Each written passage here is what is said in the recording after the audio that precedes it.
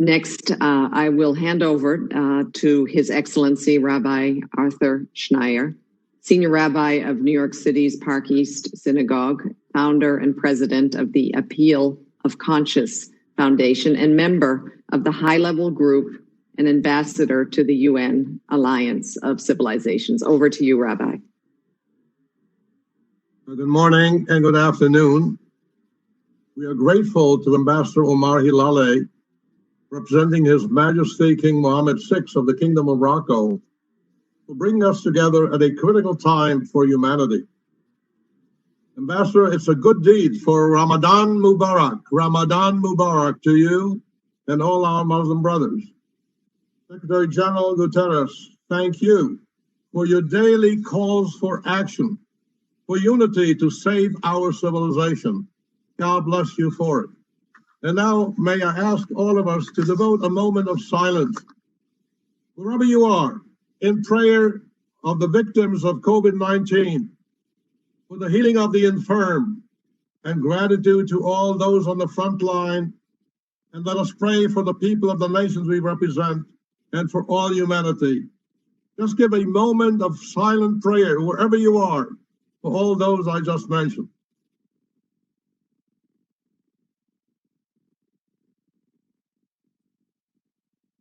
In hour of distress, as the Psalmist 118 tells us, God, please, please answer all our prayers and save us, save humanity, so that we may serve you as co-partners with building a better world.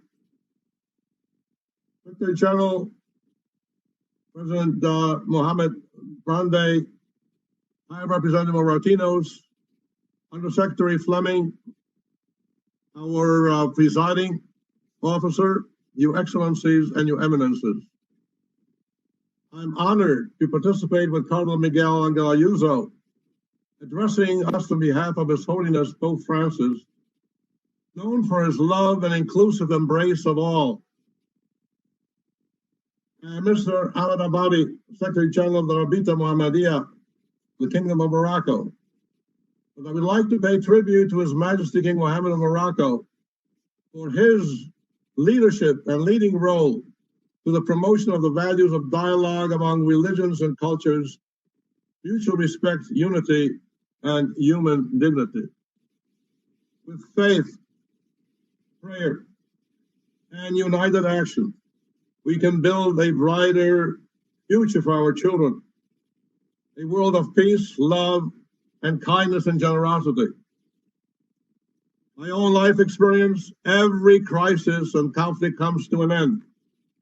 I speak to you now as a survivor of the Holocaust and World War II, and the president and founder of the Appeal of Conscience Foundation, coalition of business and religious leaders who for over 50 years have worked together, united, to work for freedom, human rights, and peaceful coexistence. Flashback. After Allied Victory Day, May 9, 1945, the world awoke to the realization of a Europe in shambles, with the loss of over 50 million people, including 6 million of the Jewish people, my grandparents and family who perished in Auschwitz. At that time, the world was left with heavy losses and scars, but with the aid of the Marshall Plan and the generosity of the victors, Europe was rebuilt. With hope, the United Nations was established 75 years ago, a classic example of mankind's history: destruction, devastation, loss of life, rebuilding, restoration, and as a result of united action, ultimately rebirth. This is our shared history, from disease and pestilence to human conflict to natural disaster. I believe firmly we will emerge. We always emerge. And the pandemic is an additional reminder, often ignored and forgotten, that we are one humanity with a common destiny. As we emerge from this current devastation, we have an opportunity to build a better, more loving, and more generous world together. United we prevail, divided we fail. Yes, as Pope Francis says, we are in the same boat. We swim together or we sink together. COVID-19 has shown no mercy. There's no immunity, no borders, no denominations, the young, the old, the rich, the poor. Not, most of all, but not exclusively. As a result of the pandemic, we face many dislocations. In education, the stigmatization of the elderly, those lonely and isolated, and social unrest. Together, we religious leaders offer to be a source of comfort and strength to them, our children, the lost and the infirm. As people of faith, we must be in the forefront of countering the hate mongers in our midst who have invaded social media to disseminate xenophobia, anti-Semitism, bias against minorities, and conspiracy theories, exploiting this tragic time for hatred and division. Thank you, Secretary General Guterres, for your voice of conscience, sounding the alarm to confront the lepers of bias.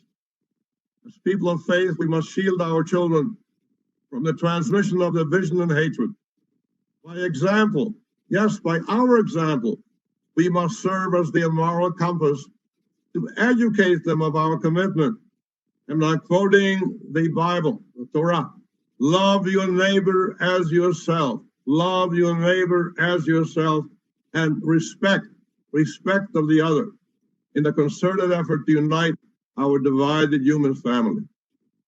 Together, we must work to heal the divisions and strengthen those forces committed to promoting mutual acceptance and peaceful coexistence. Globally, children facing the extraordinary time have it right. You know what they're doing? They're drawing rainbows and displaying them in the windows of the world to see. We can learn from their simplicity and hope.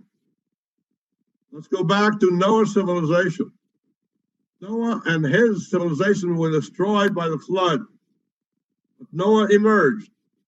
God sent the sign of rebirth, a rainbow with 7 colors. Each color maintains its character, yet together they are in harmony. Yes, unity in diversity. That's what the world is all about. If we want to preserve our humanity, our civilization, we must follow the rainbow. Mutual acceptance and respect, landing together in peaceful coexistence. This way, live and let live, live and let live. And after the great flood, Patriarch Abraham, patriarch of all of us, and the new generation emerged. Your presence, your excellency, is here today, gives us hope and courage for the road we still have to travel together as we strive to fulfill Abraham's mission. And you know what that was? The Hayei Bracha, be a blessing to the human family. Each one of us can be a blessing to the human family. The basic concept of Judaism is Tikkun Olam, preparing the world. Each one of us is placed on this earth to help perfect an imperfect world. The founding fathers of the United Nations were keenly aware of the meaning of its name. For only united we can prevail now and in the future. As religious leaders, we cannot solve the medical challenges, the extraordinary economic upheaval caused by the pandemic. We can and must redouble our efforts to unite a divided family and to remind our people now more than ever, love your neighbor as yourself and respect for the other.